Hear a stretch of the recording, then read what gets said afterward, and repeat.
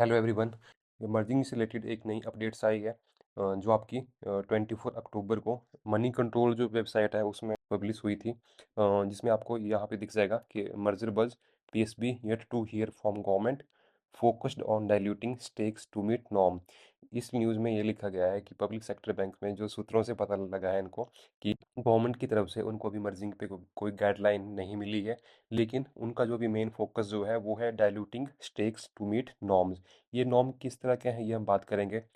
इसमें क्या है, ये नॉर्म्स की जो बात हुई है, ये नॉर्म्स ये हैं कि सेबी जो है उन्होंने एक गाइडलाइन सेट की है कि कोई भी कंपनी है, चाहे वो पब्लिक सेक्टर कंपनी है या प्राइवेट कंपनी है, उसमें जो प्रमोटर है उसकी हिस्सेदारी उसमें से मतलब प्रमोटर की हिस्सेदारी 75% से ऊपर नहीं होनी चाहिए। ये 25% उसमें आम जनता या जो आपके प्रमोटर के अलावा जो भी है म्यूचुअल फंड हाउस है उनकी हिस्सेदारी कम से कम 25% होनी चाहिए। और जो प्रमोटर हैं, जैसे गवर्नमेंट बैंकों के केस में प्रमोटर कौन है, कौन प्रमोट करता है बैंकों को, गवर्नमेंट ऑफ इंडिया करती है।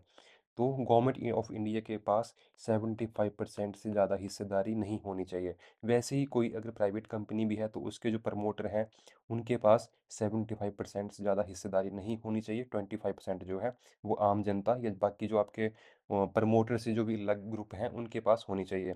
तो अभी इसी के लिए डेडलाइन जो है वो एक्सटेंड हो गई है। तो पब्लिक सेक्टर बैंक्स के लिए वो डेडलाइन हो गई है अगस्त 1 2026। इससे पहले पहले सरकार को गवर्नमेंट बैंकों में अपना स्टेक्स जो है 75% या उससे नीचे लाना पड़ेगा। तो अभी गवर्नमेंट ने 5 बैंकों को दिशा निर्देश जारी किए हैं।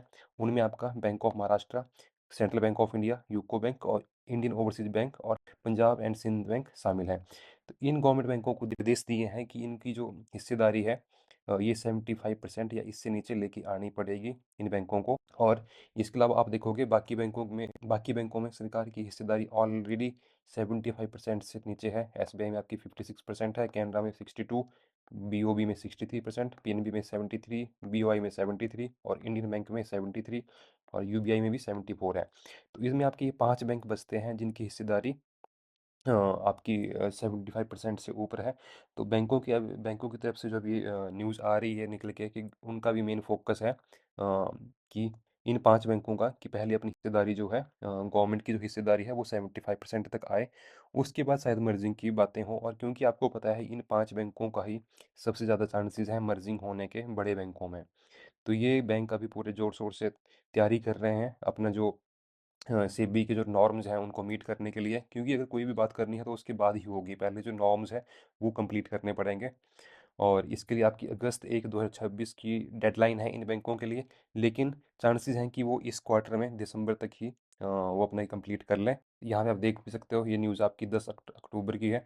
Government notifies 25% minimum public holding norm for listed PSU. तो चलिए आज की वीडियो में इतना ही। जय हिंद।